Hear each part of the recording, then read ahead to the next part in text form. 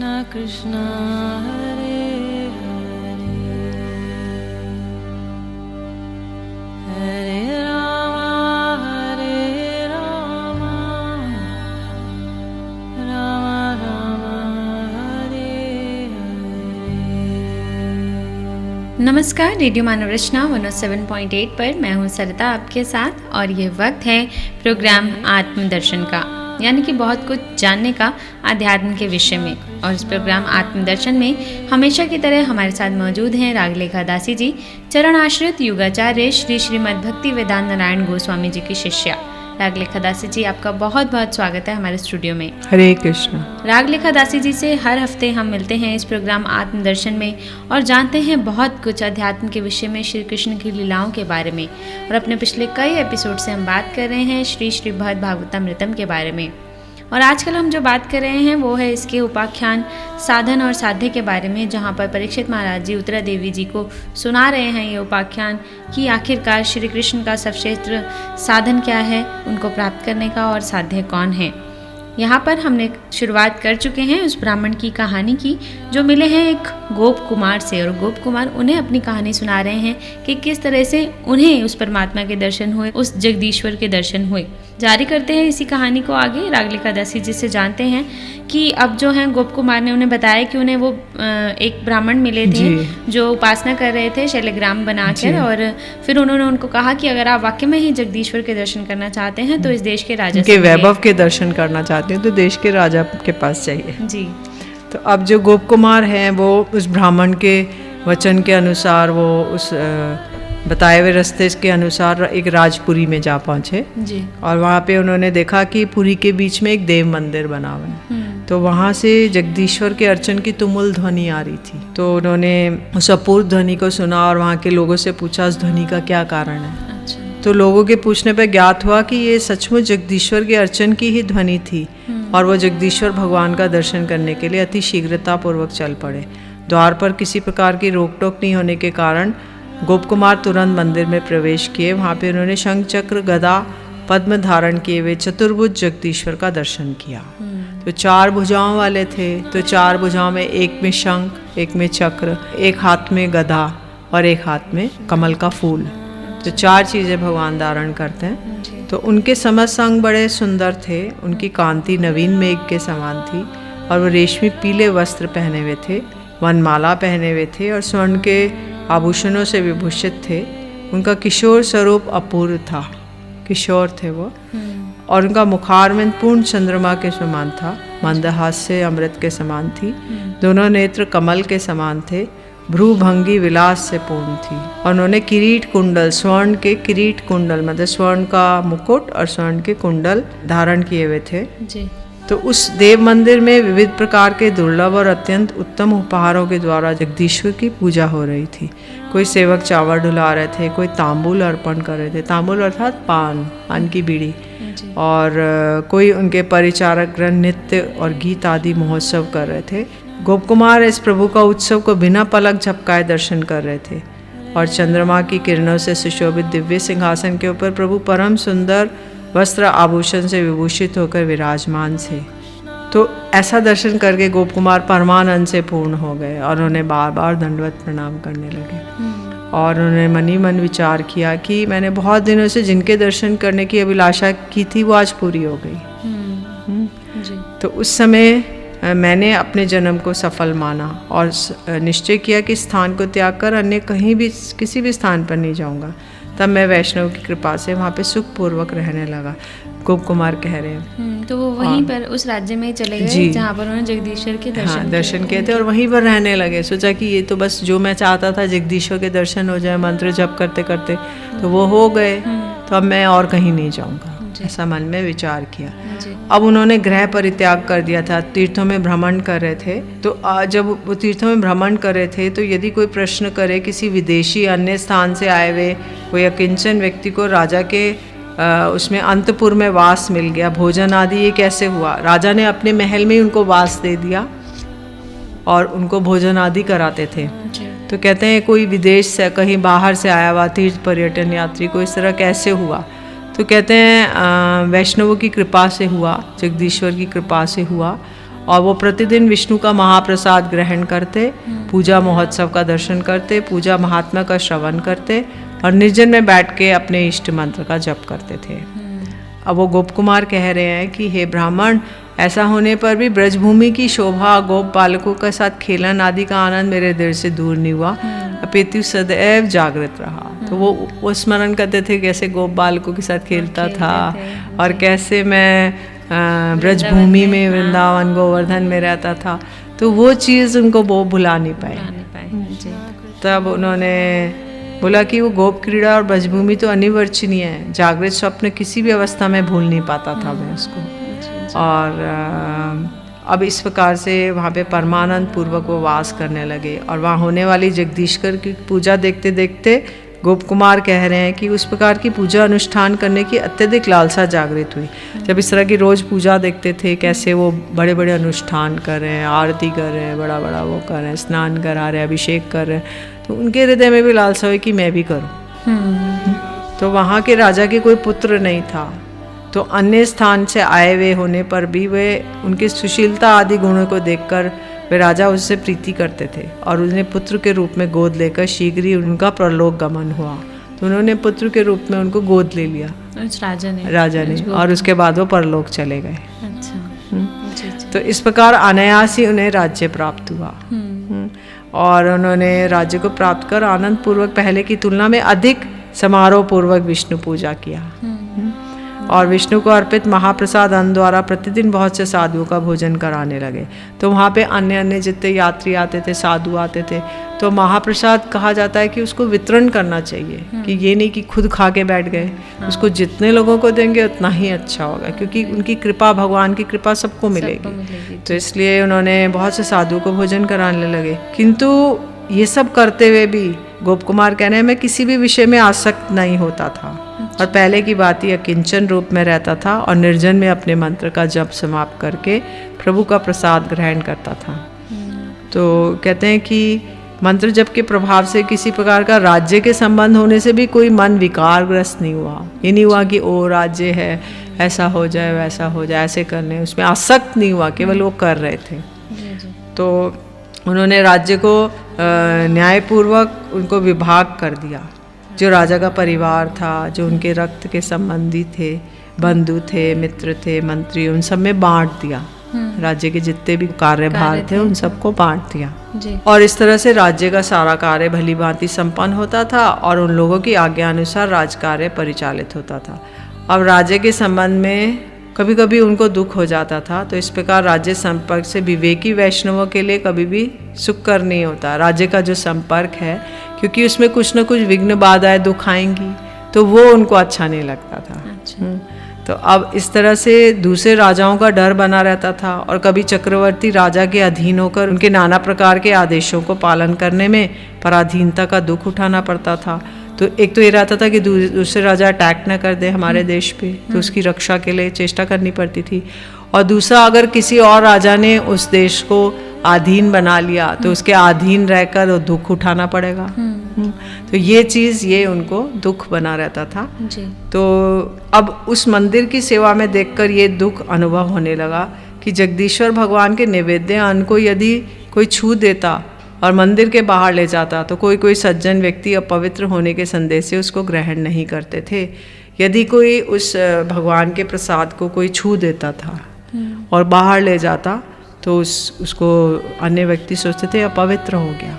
कोई और छू देता मतलब जो उस महल में रहने वाले और लोग थे, महल में, या फिर कोई और बाहर का व्यक्ति आके तो साधु लोग से पहले छू दिया या उसको बाहर ले गया महल के, तो मतलब मंदिर के, तो वो उसको बोलते थे अपवित्र हो गया। जबकि महाप्रसाद कभी भी अपवित्र नहीं होता है, क्योंकि महाप्रसाद तो भगवान की कृपा है। वो उनका एक स्पेशल, उन्होंने जो पाया उसकी कृपा, वो हमेशा हर एक को पवित्र करता है, ना कि वो अपवित्र करता है। जगन्नाथपुरी में तो वहाँ पे महाप्रसाद को कभी अपवित्र नहीं माना जाता है। यदि एक चंडाल या कुत्ता भी ग्रहण कर लेगा तो भी वो पवित्र रहेगा, उसके मुख से गिरा हुआ भी वो खाने के लिए पवित्र है।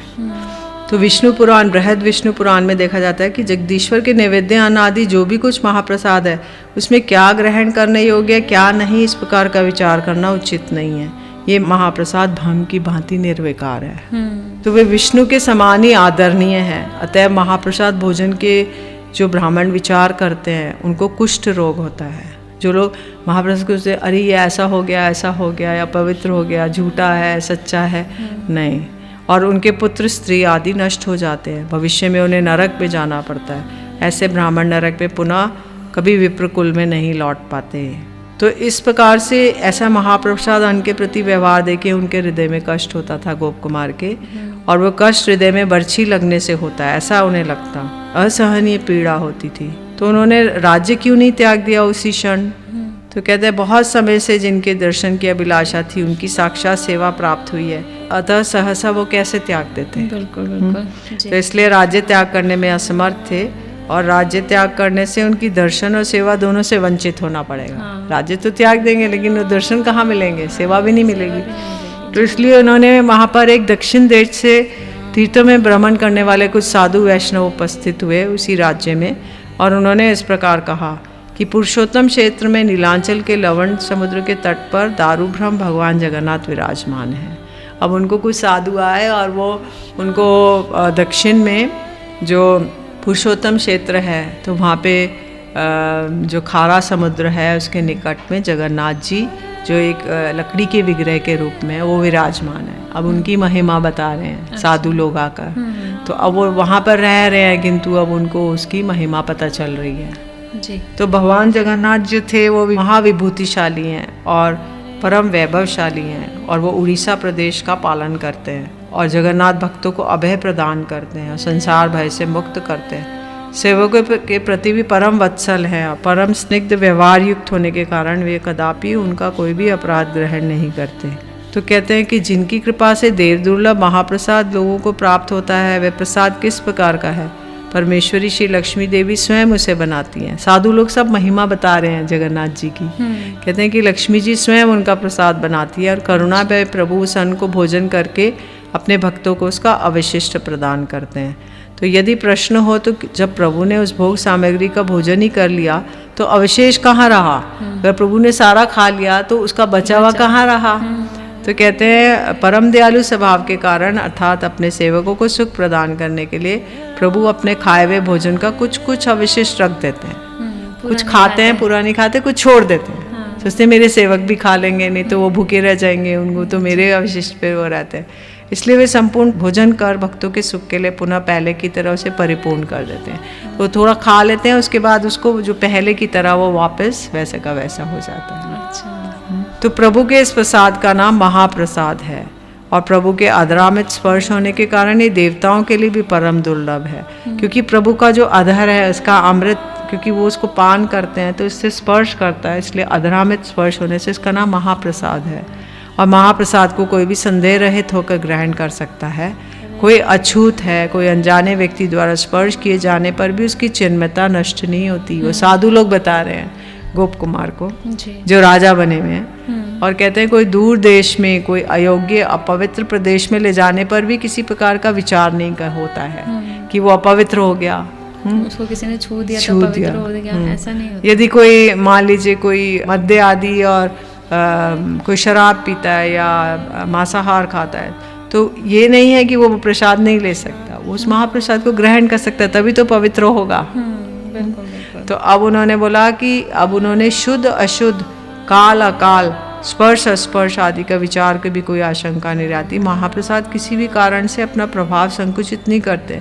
कोई शुद्ध हो अशुद्ध हो, अशुद्ध अवस्था में हो, काल हो अकाल हो। काल मतलब काल ठीक नहीं है, रात्रि काल है, निद्रा है, कुछ है, किसी भी समय ले सकते हैं उसको।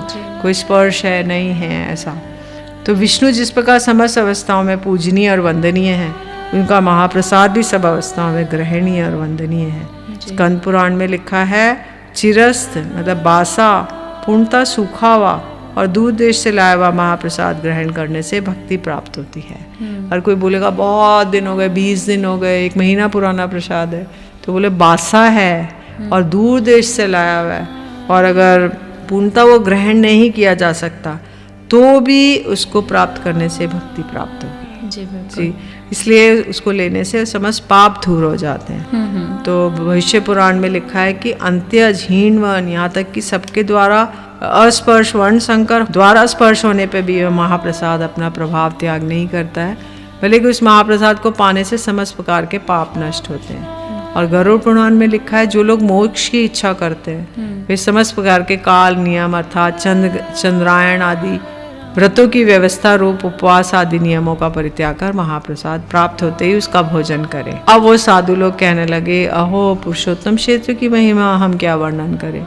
जिस क्षेत्र में प्रवेश करने से गधे का भी चतुर्भुज स्वरूप हो जाता है, गधा भी वहाँ चतुर्भुज बन जाता है जिस क्षेत्र में, और जो भी कोई क्षेत्र में प्रवेश करता है उसका पुनः जन्म ग्रहण नहीं होता। जी, पुरुषोत्तम क्षेत्र की बात यहाँ हो रही है, जगन्नाथपुरी की। जी जी। रेडियो मनोरचना 107.8 पर मैं हूँ सरिता, आपके साथ प्रोग्राम चल रहा है आत्मदर्शन, और इस व्याख्यान में हम जान रहे हैं उस प्रभु परमात्मा के महाप्रसाद की भी कितनी अच्छी व्याख्या दी गई है कि चाहे कोई भी उसे ग्रहण करे, चाहे वो किसी भी अवस्था में ग्रहण करे, किसी भी काल में ग्रहण करे, महाप्रसाद हमेशा ही पवित्र होता है। बहुत अच्छी महिमा का गुणगान किया गया है और गोप कुमार जो है वो अपनी कहानी निरंतर उस ब्राह्मण को सुना रहे हैं कि किस तरह से उन्हें उस जगन्नाथ के दर्शन हुए हैं, उस जगदीश्वर के दर्शन हुए हैं।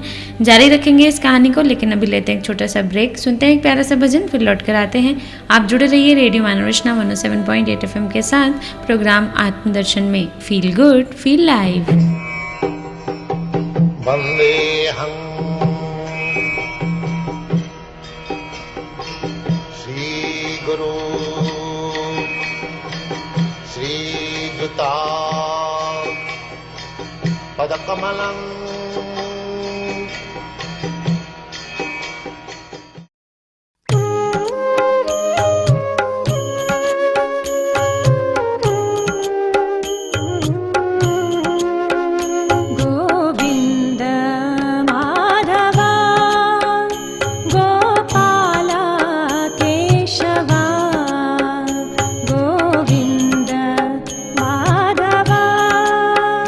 गोपाला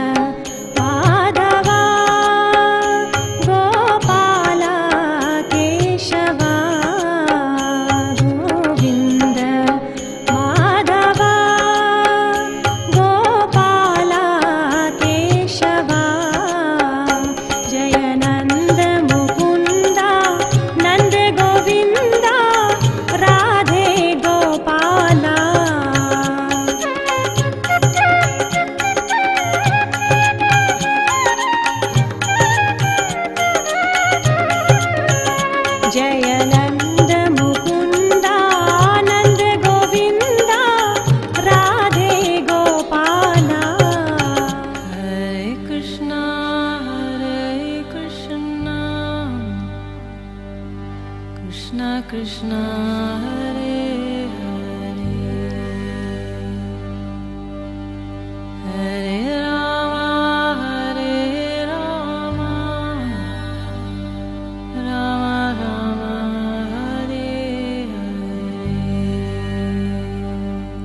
स्वागत है आप सभी का एक बार फिर रेडियो मनोरचना 107.8 पर। मैं हूं सरिता, आपके साथ। प्रोग्राम चल रहा है आत्मदर्शन और इस प्रोग्राम में हम जान रहे हैं श्री श्री भगवद भागवतामृतम के उपाख्यान के बारे में, जहाँ साधन और साध्य की विशेषता बताई गई है कि कौन है साध्य, कौन है साधन।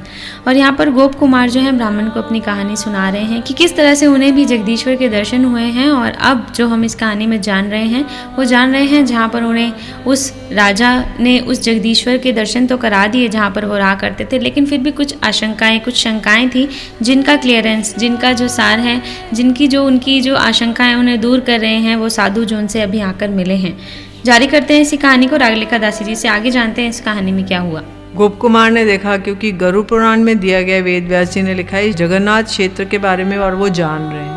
तो बोला इस क्षेत्र में सभी लोग शंख चक्र गदा पद्मधारी हैं, सब चतुर्भुज हैं और उसको उन्हें दर्शन कर देवता भी पुनः पुनः मोहग्रस्त हो जाते हैं। और किसी भी स्थान से आया हुआ कोई भी जीव इस क्षेत्र में प्रवेश करने मात्र से पुनर्जन्म से मुक्त हो जाता है, उसका दोबारा जन्म नहीं होगा। अच्छा। और सैकड़ों जन्म के दुराचारी व्यक्ति भी इस क्षेत्र में स्पर्श मात्र से विष्णु के समान पूजनीय हो जाता है।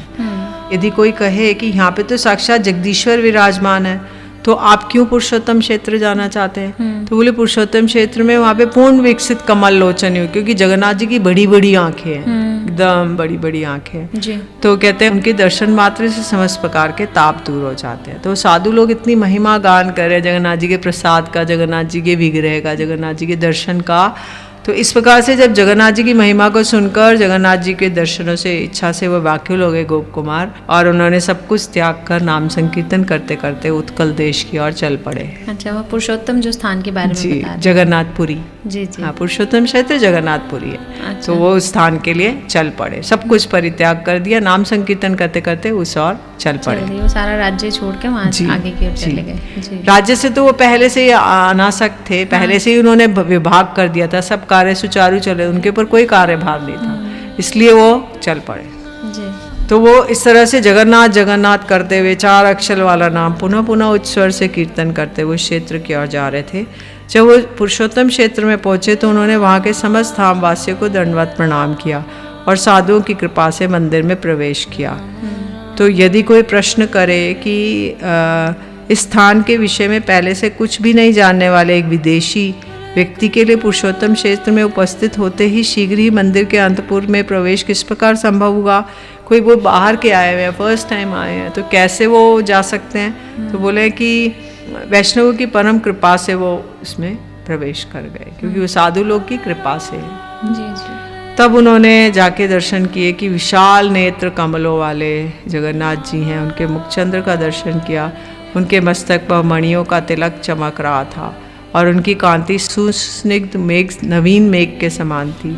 उनके लाल अधर दे दीप्यमान थे, उनकी मंद मुस्कान रूपी चंद्र का मुखमंडल को और अधिक रमणीय करते हुए सबके प्रति प्रभु की असीम कृपा को प्रकाशित कर रही थी।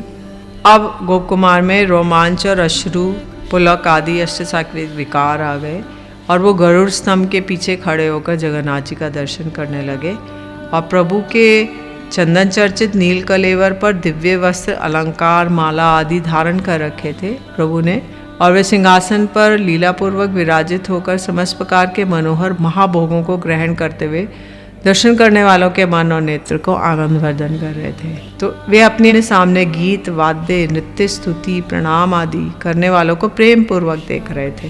तो जो लोग आके गीत गा रहे हैं, गान कर रहे हैं, वाद्य बजा रहे हैं, नृत्य कर रहे हैं और स्तुति कर रहे हैं, प्रणाम आदि कर रहे हैं, उन सबको वो देखकर प्रेम पूर्वक देख रहे थे और अपनी महान महिमा का आश्रय स्वरूप उन जगन्नाथ देव के विचित्र वैभव का दर्शन कर गोप कुमार मूर्छित हो गए और भूमि पे गिर पड़े। वह सबको कीर्तन करता हुआ, गाता हुआ देखकर जी उनको वो सारे विकार आ गए। हाँ, विकार भी आ गए और उन्होंने इतना सुंदर दर्शन किया महान, तो उससे वो उसी आनंद में मूर्छित हो गए। जी जी। कुछ समय के पश्चात जब उनको होश आया तो उन्होंने नेत्र खोल के देखा, उनका पुनः दर्शन किया और उन्मत्त होकर जैसे वेग से दौड़ता हुआ उनको आलिंगन करने के लिए अग्रसर हुए। तो अब जैसे उन्होंने पूर्ण लक्षण से एक जगदीश्वर को पाया, क्योंकि आज तक जिन भगवत मूर्तियों का दर्शन किया था उनमें जगदीश्वर के पूर्ण लक्षण अभिव्यक्त नहीं थे। तो जैसे ही उन्होंने प्रभु का आलिंगन करने के लिए आगे बढ़े, उसी समय वहाँ के द्वारपालों ने उन्हें बेतों से मारा और भीतर जाने से रोक दिया, और उनमें विचार बुद्धि उत्पन्न हुई कि और वो लज्जित हो गए। इस प्रकार रोके जाने पर उन्होंने प्रभु की कृपा ही समझी, और जब वो बाहर आए तो उन्हें अयाचित रूप में महाप्रसाद प्राप्त हुआ। तो अब इस तरह से उनके जो सेवकों ने रोका तो उसको उन्होंने बुरा नहीं माना, उन्होंने सोचा ये कृपा ही है भगवान की कि मुझे तो ऐसा नहीं करना चाहिए था। और फिर बाहर आए तो उनको किसी ने महाप्रसाद दिया बिना मांगे। अयाचित मतलब किसी से मांगा नहीं, बिना मांगे ही उनको महाप्रसाद प्राप्त हुआ जी। उस महाप्रसाद को शीघ्र भोजन कर उन्होंने भगवान के मंदिर में प्रवेश किया। हे ब्राह्मण, गोप कुमार कह रहे हैं, इस बार मैंने जिस आनंदजनक आश्चर्यपूर्वक विषयों का दर्शन किया उसे मैं हृदय में भी धारण करने में असमर्थ था, पर वचनों के द्वारा किस प्रकार वर्णन करूं। इस प्रकार मंदिर में समस्त दिन रहकर मैं पूर्णानंद का अनुभव करता था। रात में विराट श्रृंगार पुष्पांजलि महोत्सवों के संपन्न होने के बाद ही मैं मंदिर से बाहर आता था। तो रात में जगन्नाथ जी को केवल एक प्रहर शयन होता है, बाकी सारा दिन वो दर्शन देते हैं और सारा दिन महाप्रसाद उनको सेवन कराया जाता है। क्योंकि जगन्नाथ जी ने राजा इंद्रद्युम्न जिन्होंने मंदिर बनवाया था उनसे वरदान लिया था। राजा इंद्रद्युम्न ने कहा कि हे जगन्नाथ जी, आप सदैव सबको दर्शन देते रहिए। तो बोले ठीक है, मुझे तुम सारा दिन खिलाते रहो, मुझे सोने मत दो। तो इसलिए वो सब समय सबको दर्शन देते रहते हैं और सारा दिन उनको भोग लगता रहता है। केवल एक प्रहर वो सोते हैं। तो उसके बाद गोप कुमार कह रहे हैं, मैं सारा उनका रात का श्रृंगार सब कुछ देखकर और रात को पुष्पांजलि आदि करके तब मैं बाहर आता था। इस प्रकार से गोप कुमार साधु संग में नए नए उत्सवों का दर्शन करते और ना जाने कितना समय बीत गया उनको पता नहीं चला। वह ब्रजभूमि का विच्छेद दुख प्राय भूल सा गया। अब उन्हें ब्रजभूमि से इतना विच्छेद नहीं हो रहा था। और यदि कोई शारीरिक मानसिक दुख उपस्थित होता तो पुंडरीकाक्ष के दर्शनों से वह तत्क्षणात ही दूर हो जाता था। यदि कोई शरीर में रोग आ गया, मानसिक कुछ लग रहा है, तो जैसे ही वो उनके दर्शन करते उनका सारा रोग शोक दूर हो जाता था। अब गोप कुमार के मन में हृदय में इच्छा होने लगी कि मैं भी जैसे इनके अंतरंग जन है, बिना स्वच्छंद गति से, बिना कोई रोक टोक किए मैं भी जाकर उनकी कुछ सेवा करूं। केवल दर्शन से पेट नहीं भर रहा था, वो लग रहा था कि मैं भी जाके कुछ सेवा करूं। तो बोले कि यदि कोई कहे कि ये तो आकाश में स्थित चंद्रमा को हाथ से स्पर्श करने जैसा परम दुर्घट है, बड़ा असंभव है, तो ये मनोरथ कैसे पूर्ण होगा। तो कहते हैं प्रभु सर्व कर्तु समर्थ सियति, प्रभु सब कुछ करने में समर्थ हैं, अर्थात मेरे द्वारा ऐसी सेवा की प्राप्ति असंभव होने पर भी प्रभु ऐसा संभव कर सकते हैं। इस प्रकार की तीव्र अभिलाषा रहने पर भी वैसी सेवा प्राप्त न होने के कारण मेरे मन में संताप या अत्यधिक कष्ट होने लगा। उस देश के जो राजा थे वे जगन्नाथ जी के प्रधान सेवक थे। जब किसी महोत्सव पर भगवान के दर्शनों के लिए उपस्थित होते तो साधु संतों को किसी प्रकार का कष्ट ना पहुँचे, वहाँ के बगीचों को कोई कष्ट ना दे, नष्ट ना करे। इस कारण उस व्यवस्था से उस साधारण दीन जनों जैसे स्वच्छंद रूप से प्रभु का दर्शन नहीं मिल पाते थे। तो रथ यात्रा महोत्सव आदि होते, तो रथ यात्रा महोत्सव में क्या होता था कि वहाँ के जो व्यक्ति थे साधारण, उनकी घास फूस पत्तों से बनी कुटी उजड़ जाती, हाथी घोड़ा रथ आते और उन सब से उनको बहुत दुख होता था। तो इस प्रकार से गोप कुमार बड़े दुखी रहने लगे। अचानक एक दिन जगन्नाथ जी के सामने उन्होंने अपने गुरुदेव का दर्शन किया जो प्रेम में विवल हो रहे थे। वही वाले गुरुदेव जो कि उनको मिले थे, जिन्होंने मंत्र दिया था। अच्छा। तब उन्होंने उनसे वार्तालाप नहीं कर पाए और उनके जगन्नाथ जी के मुख दर्शन में उनका मन भी आकृष्ट था। इतने में वो गुरुदेव कहाँ चले गए, वे उनको इधर उधर खोजते रहे। तो उन्होंने एक दिन समुद्र तट पर उनको नाम संकीर्तन के आनंद में अकेले नृत्य करते हुए देखा गुरुदेव को। तो उनके निकट जाके उन्होंने दंडवत प्रणाम किया। तो गोप कुमार को देख के गुरुदेव ने आशीर्वाद रूपी उन्हें आलिंगन किया और उनके हृदय की बात जान के अनुग्रह पूर्वक इस प्रकार आदेश देने लगे, हे वत्स, जिस संकल्प से तुम इस मंत्र का जप करोगे उस मंत्र के प्रभाव से तुम्हारी वे सब कामनाएं ही नहीं बल्कि उनसे अतीत वांछाएं भी पूर्ण होंगी। तो बोले कि जैसे जैसे तुम जिस भी संकल्प से इस मंत्र का जप करोगे वो सब कामनाएं उतनी ही नहीं उससे ज़्यादा वांछाएं पूर्ण हो जाएंगी। जी। रेडियो मानव रचना 107.8 पर प्रोग्राम आत्मदर्शन में श्री श्रीमद् भागवतामृतम से जान रहे हैं। बहुत कुछ हमें जानने का मौका मिल रहा है अध्यात्म के विषय में, और श्री कृष्ण की लीलाएं अपरंपार हैं, ये तो हम जानते ही हैं। और इस उपाख्यान में भी हम उनके बहुत सारे रूप देख रहे हैं। अब यहाँ पर गोप कुमार जी जो हैं वो अपनी कहानी सुना रहे हैं, और उस कहानी में वो पहुँच गए हैं वहाँ पर जहाँ पर जगन्नाथपुरी में उनको पूरी तरह से उस परमात्मा के दर्शन का स्वरूप मिला है। और यहाँ पर उन्हें उन्हीं ब्राह्मण के दर्शन भी हो गए जहाँ से उसे इनका पहला मंत्र प्राप्त हुआ था।